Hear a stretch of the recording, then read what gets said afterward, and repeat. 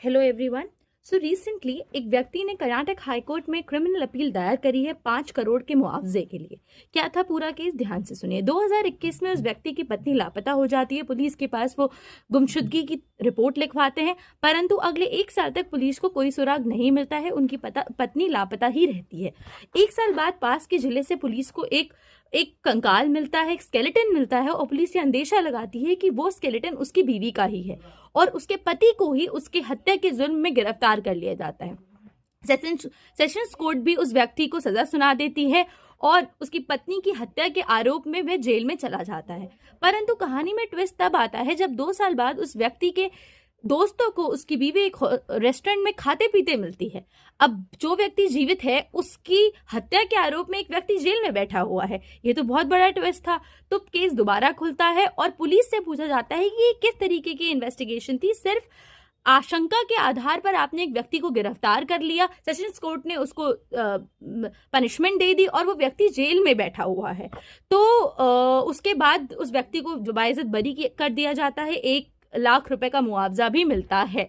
What I want to tell you here is कि police की investigation बहुत बार ऐसा देखा जाता है क्योंकि कोर्ट का प्रेशर पुलिस के ऊपर होता है to file a chargesheet, to do the investigation very nicely ताकि स्पीडी जस्टिस हो सके, और बहुत कुछ उस चीज पर डिपेंड करता है। पुलिस के ऊपर एक बहुत अच्छा खासा प्रेशर होता है कि वो जितनी जल्दी चार्जशीट फाइल करेंगे उतनी जल्दी कोर्ट में केस की हियरिंग्स होंगी और उतनी जल्दी स्पीडी जस्टिस मिल पाएगा।